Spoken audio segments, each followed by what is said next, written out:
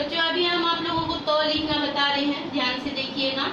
त लिखने के लिए सबसे पहले एक सीधा लकीर खींचिए और इस तरह से ये पहला स्टेप यहीं छोड़ दीजिए।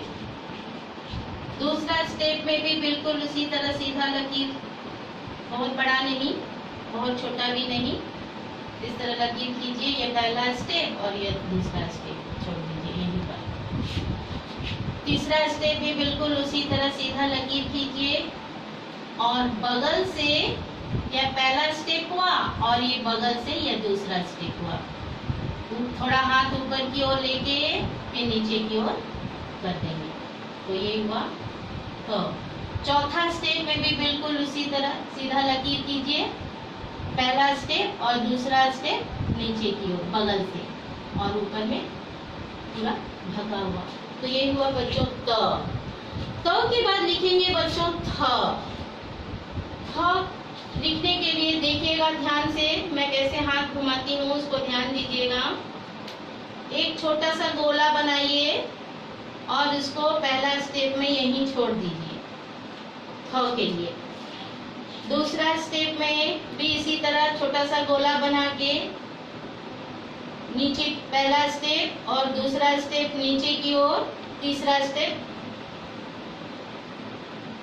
पीछे की ओर घुमा दीजिए। तीसरा स्टेप भी बिल्कुल उसी तरह करना है, पहला दूसरा और तीसरा और बगल से एक डंडा होगा। चौथा स्टेप भी पहला दूसरा तीसरा और बगल से ऊपर से एक लकीर दे देंगे। तो ये हुआ बच्चों थ के बाद मैं आप लोगों को बता रही हूँ द लिखने के लिए। द के लिए भी बिल्कुल सीधा एक छोटा लकीर दीजिए, उसके बाद बगल से एक लकीर ऐसे देके छोड़ दीजिए। ये हुआ पहला स्टेप।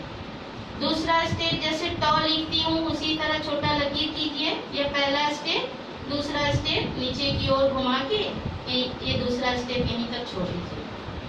तीसरा स्टेप भी बिल्कुल उसी तरह लिखना है, एक लकीर दीजिए, पहला स्टेप, दूसरा स्टेप नीचे की ओर घुमाइए, तीसरा स्टेप घुमाते हुए फिर नीचे की ओर आना, ये हुआ द।